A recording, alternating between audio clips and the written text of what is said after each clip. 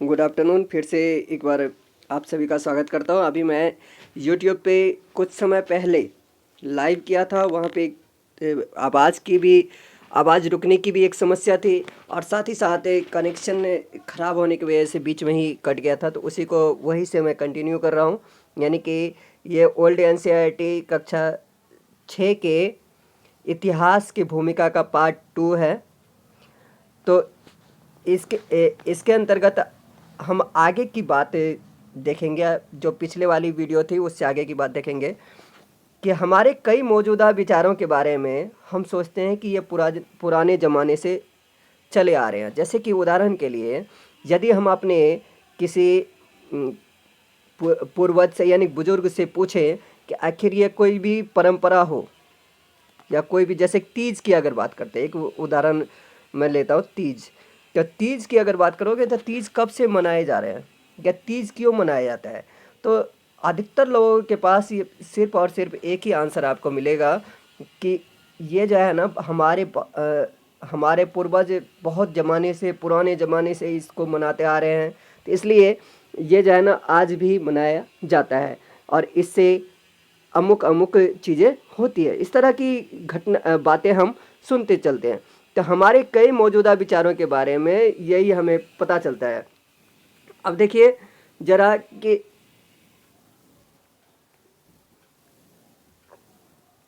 लेकिन हर मामले में ऐसा नहीं होता है। इसलिए अपने इतिहास को ठीक से जानने और समझने में हमें बड़ी सावधानी बरतनी चाहिए ताकि इसका दुरुपयोग ना हो। दुरुपयोग, सावधानी बरतने की बात कही गई है। क्यों? क्योंकि अगर हम सावधानी से इसका अध्ययन नहीं करेंगे, इसको नहीं समझने में सावधानी बरतेंगे, तो हो सकता है कि अर्थ का अनर्थ भी लग सकता है। तो वर्तमान को समझने के लिए देखिए सावधानी क्यों बरतनी चाहिए, तो इसका सबसे सटीक आंसर क्या है कि वर्तमान को समझने के लिए अतीत को समझना अत्यंत जरूरी है।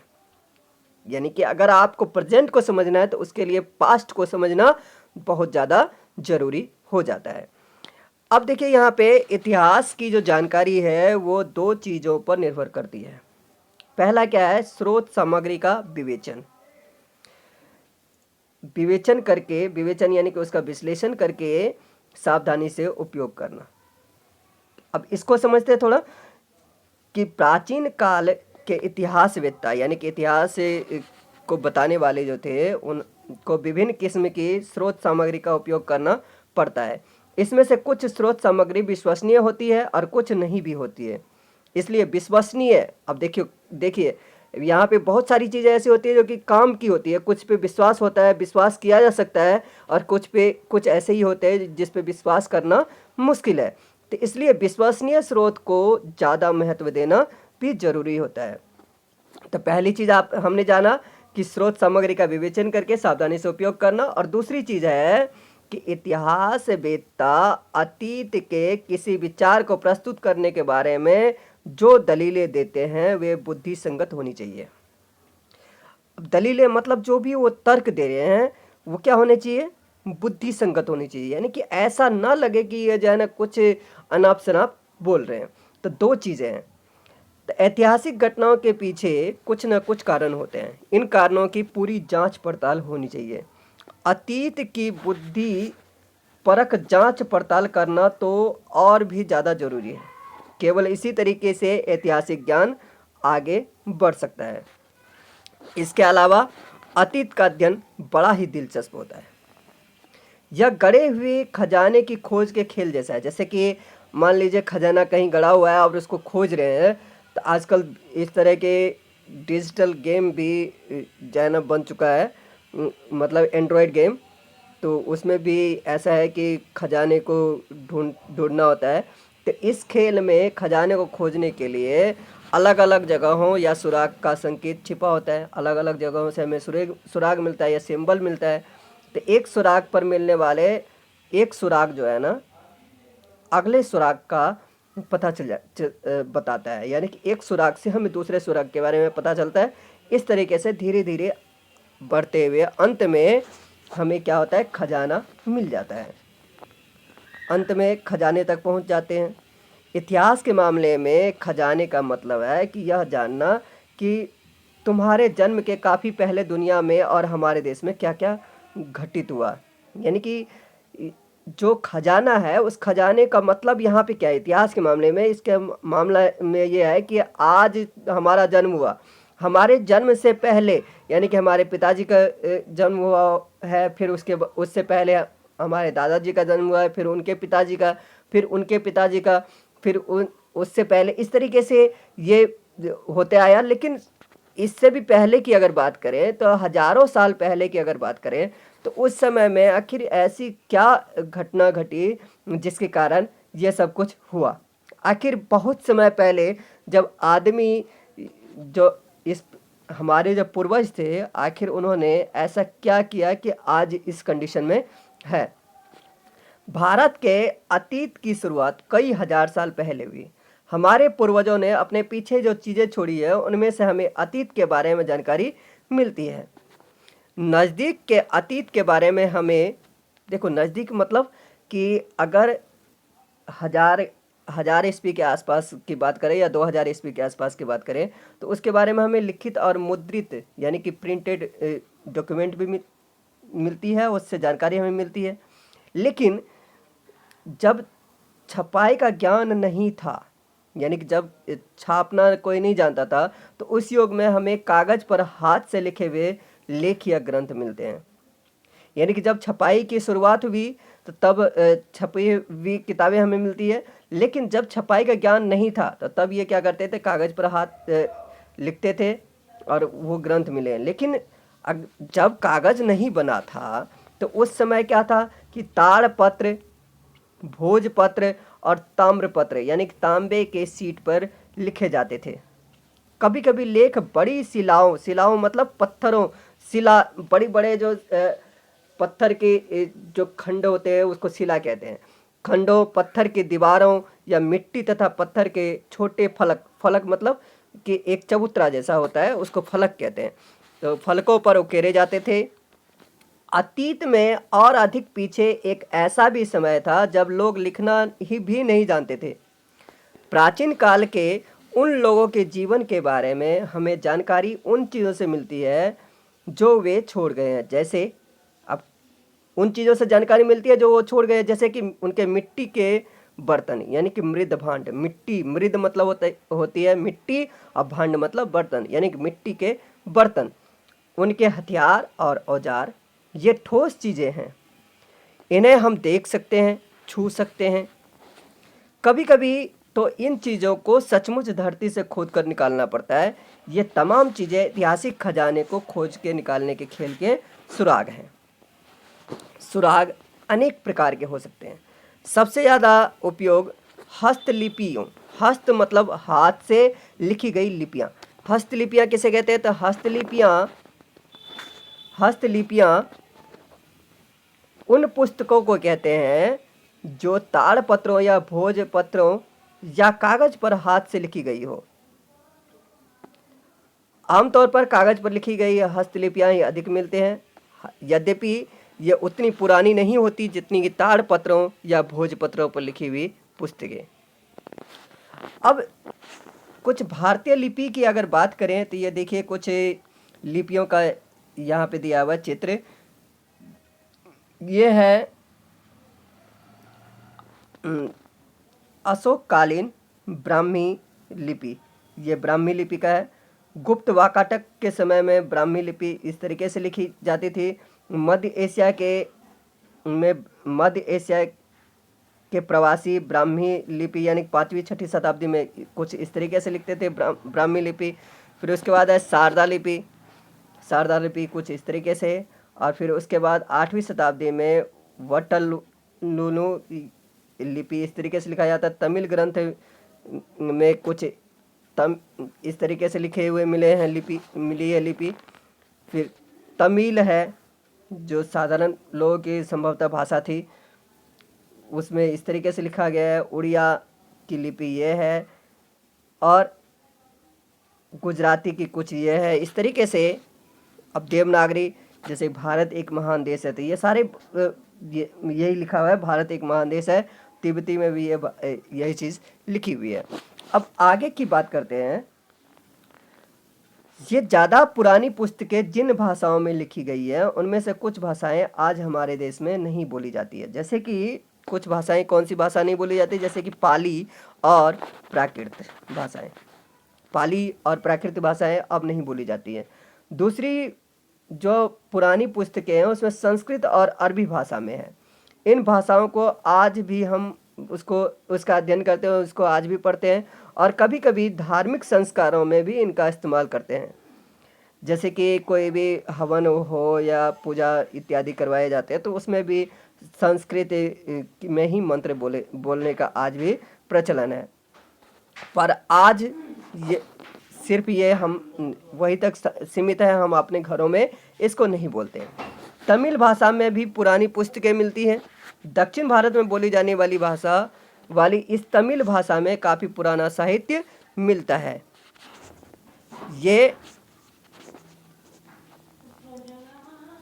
ये सब शास्त्रीय भाषाएं कहलाती हैं। शास्त्रीय भाषाएं कहलाती हैं। दुनिया के अनेक भागों का इतिहास विभिन्न शास्त्रीय भाषाओं में लिखा मिलता है। प्राचीन यूरोप में पुस्तकें प्रायः यूनानी यानी कि ग्रीक और लैटिन भाषा में लिखी जाती थी। पश्चिमी एशिया में पुस्तकें अरबी तथा हिब्रू भाषा में, देखिए पश्चिमी एशिया में किस किस भाषा में लिखी जाती थी? तो अरबी और हिब्रू भाषा में। प्राचीन चीन में की शास्त्रीय चीनी भाषा में लिखी जाती थी। भारत की हस्तलिखित यानी कि हाथ से लिखी हुई पुस्तकें जिन लिपियों में लिखी गई है वे हमारी आज की लिपियों से काफ़ी मिलती जुलती हैं। संस्कृत की अधिकतर पुस्तकें देवनागरी लिपि में लिखी गई हैं।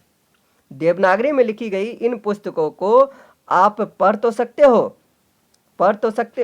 लेकिन संस्कृत भाषा का ज्ञान नहीं होने के कारण आप उसको समझ नहीं पाओगे कि इन पुस्तकों में क्या लिखा है। लेकिन 2000 साल पहले की लिखावट भी आज से काफ़ी अलग थी, यानी कि भिन्न थी। उस जमाने में अभिलेख पढ़ने के लिए उस जमाने की लिखावट या लिपि को मेहनत करके सीखना होगा, तब जाके उसे हम पढ़ पाएंगे। उस अधिक प्राचीन लिपि में लिखी गई हस्तलिपियाँ आज नहीं मिलती हैं, पर उस जमाने के अभिलेख आज भी मिलते हैं। अब प्रश्न ये आ रहा होगा कि भाई बार बार अभिलेख है, आखिर अभिलेख होता क्या है? तब पत्थर की सतह मतलब ऊपरी जो फेस होता है, तब पत्थर की सतह पर या धातु के शीट पर जो लेख उकेरे जाते थे उन्हें शिलालेख या अभिलेख कहते हैं। पत्थर के ऊपर लिखे होने के कारण शिलालेख और धातु के पत्रों के ऊपर लिखे हुए हैं तो अभिलेख, या दोनों को अभिलेख ही कहा जाता था। देश के विभिन्न भागों से विभिन्न भाषाओं में अनेक अभिलेख मिले हैं। अतीत में जोड़ बटोर कर जानकारी प्राप्त करने के लिए ये अभिलेख एक प्रकार से सुरागों का काम करते हैं। अब देखिए, जैसे कि अभी हमने इसी में वीडियो में हमने चर्चा की है कि ये जो है ना एक तरीके से सुराग खोजने के जैसा है, तो वह अभिलेख जो है ना एक सुराग का काम करता है।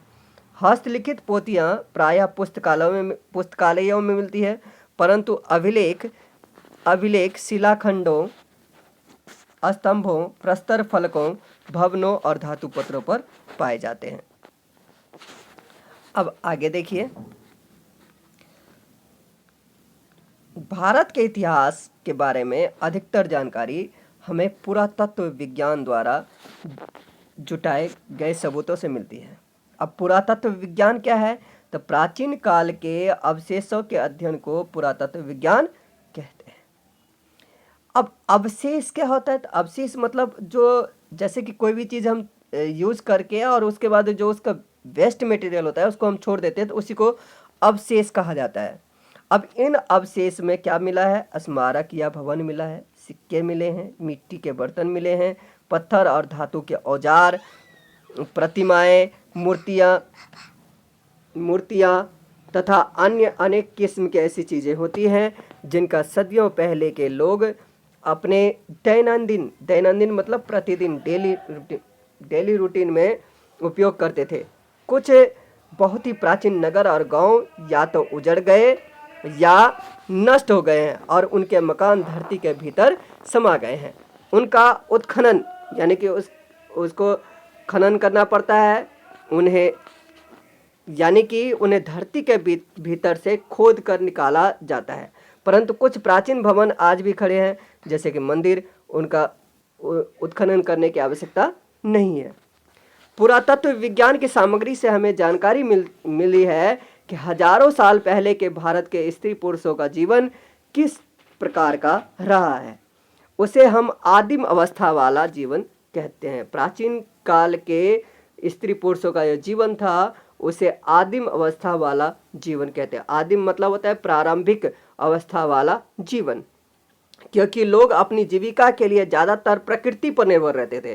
कहने का मतलब यह है कि जिस अवस्था में लोग अपनी जीविका यानी कि रोजी रोटी के लिए प्रकृति पर निर्भर रहते थे, ज़्यादातर प्रकृति पर निर्भर रहते थे, उस अवस्था को आदिम अवस्था वाला जीवन कहा गया है। क्यों कहा गया है? क्योंकि न वे अपना भोजन पकाते थे, न उनके कपड़े सिले होते थे, न ही उनके घर होते थे। चूँकि वे अनाज और सब्जियां नहीं उगाते थे, पौधों और पेड़ों से जो मिलता था उसी पर गुजारा करते थे।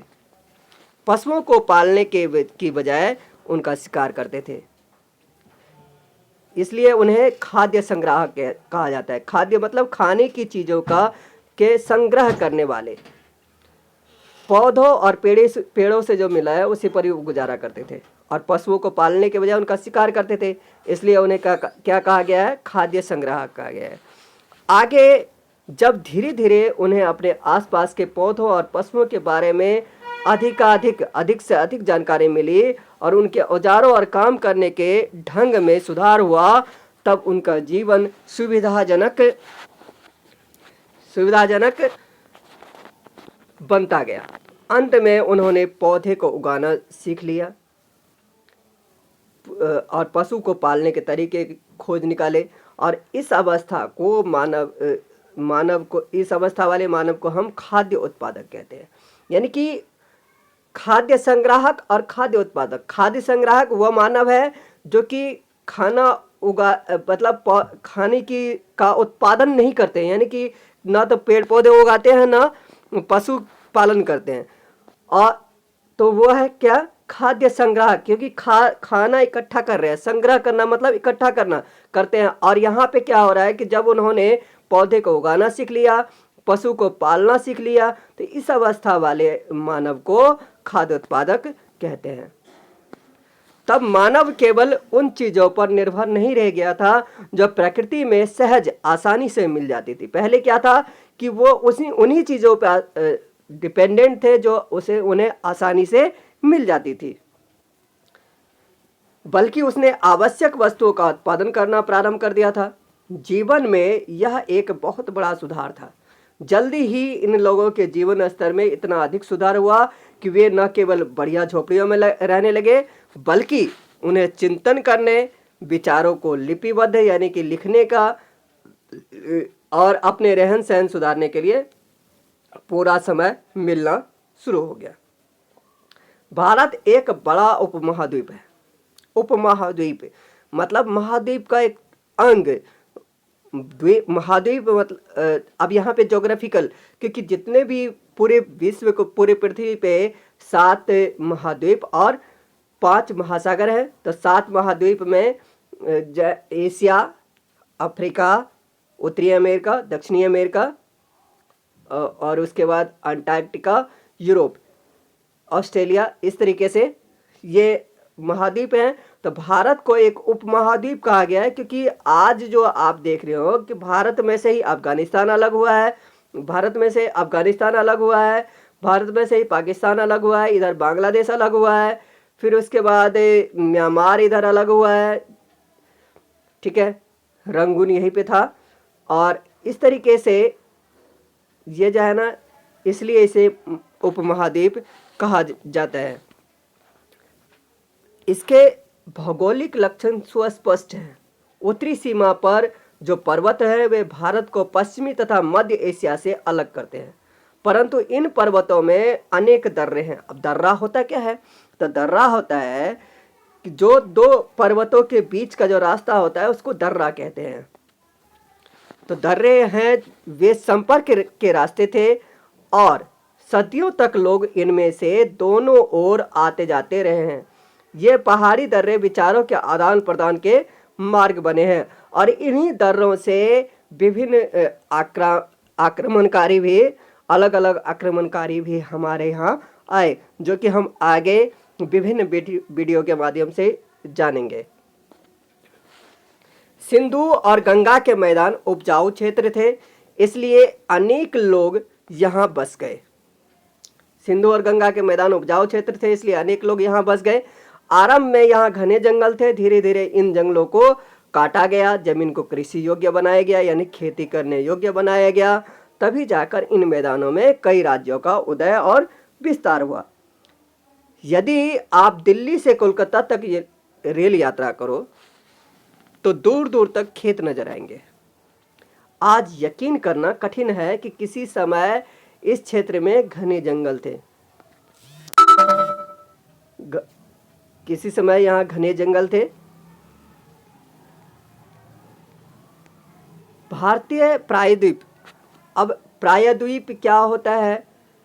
प्रायद्वीप का मतलब होता है वह हिस्सा जो तीन ओर से कम तीन ओर से जल से घिरा हुआ हो। द्वीप मतलब होता है जिसके चारों तरफ जल से घिरा हुआ हो। प्रायद्वीप का मतलब जिसके तीन क्षेत्र।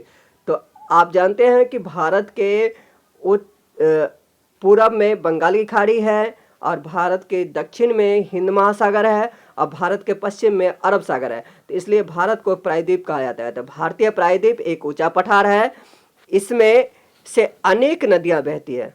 आरंभ में नदियों की इन घाटियों में ही आदमी ने अपनी बस्तियां बसाई थी।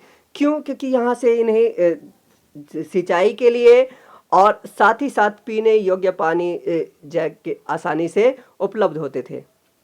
भारत के पश्चिमी तथा पूर्वी समुद्री तट के क्षेत्र भी उपजाऊ थे और पूर्वी समुद्र तट का क्षेत्र अधिक उपजाऊ है क्योंकि यहाँ अनेक नदियाँ डेल्टा बनाती है। अब डेल्टा क्या होता है? अब डेल्टा होता है जहाँ जैसे कि जो कोई भी नदियाँ हैं वो क्या हो रहा है, अधिकतर नदियाँ जो सदा निरा है जिसमें हमेशा जल बहती है, वो कहाँ से?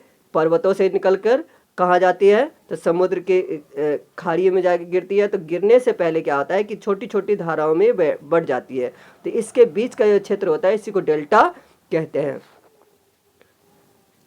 डेल्टा बनाती है और ये डेल्टा जो होता है क्योंकि दो धाराओं के बीच का क्षेत्र होता है, तो ये डेल्टा जो होती है इसमें दोनों तरफ से जल की उपलब्धता होती है, तो इसलिए ये उपजाऊ अधिक होती है।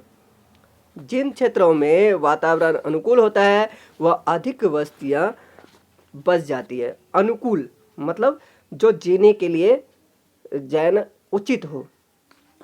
विभिन्न क्षेत्रों में पैदा होने वाली चीज़ों का लेन देन करने के लिए बस्तियों के बीच अक्सर ही संबंध स्थापित हो जाते हैं।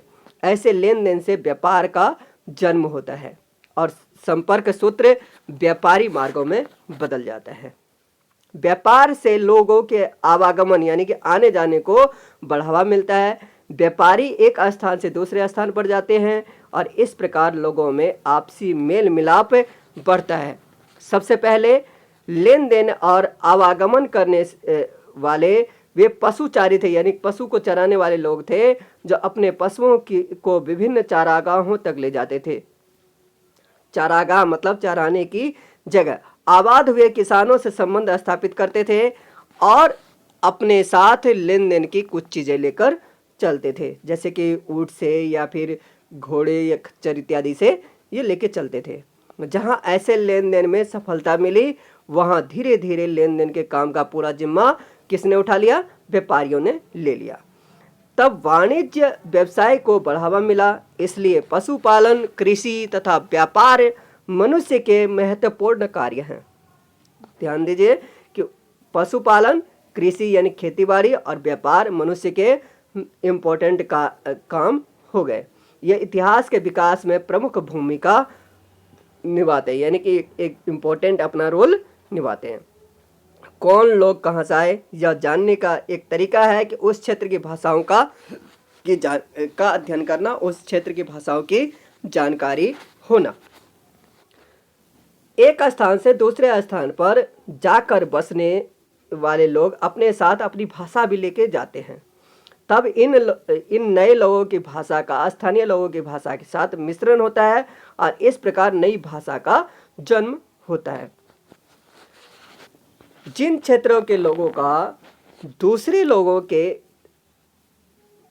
साथ अधिक संपर्क होता है, उनका जीवन तेजी से बदलता है। परंतु कुछ ऐसे क्षेत्र भी होते हैं जो दूसरों से कटे हुए अलग थलग बने रहते हैं। ऐसे क्षेत्रों में कम परिवर्तन होता है। भारत के कुछ भागों में ऐसे क्षेत्र हैं जहां अधिक परिवर्तन नहीं हुआ है। ऐसे क्षेत्रों में अक्सर लोग बसते हैं। उन्हें हम आदिम जनजातियां या आदिम संस्कृतियां कहते हैं। भारतीय संस्कृति के अध्ययन में इनका बड़ा महत्व है। इनका जीवन क्रम प्राचीन भारत के उस समय के लोगों के जीवन के समान है जब भारतीय संस्कृति का प्रारंभ हो रहा था। इनमें ऐसे अनेक पुराने जीवन मूल्य मौजूद हैं जो भारत के अन्य भागों से अब लुप्त हो गए हैं। हमारे लिए यह सौभाग्य की बात है कि भारत में ऐसी आदिम संस्कृतियां, आदिम मतलब शुरुआती संस्कृतियां अब भी जीवित हैं। इनसे हमें अनेक बातों की जानकारी मिलती है। तो इस वीडियो में फिलहाल इतना ही। अगले भाग में हम जानेंगे आदिम मानव के बारे में। तब तक के लिए धन्यवाद। पूरी वीडियो देखने के लिए आपका बहुत बहुत शुक्रिया।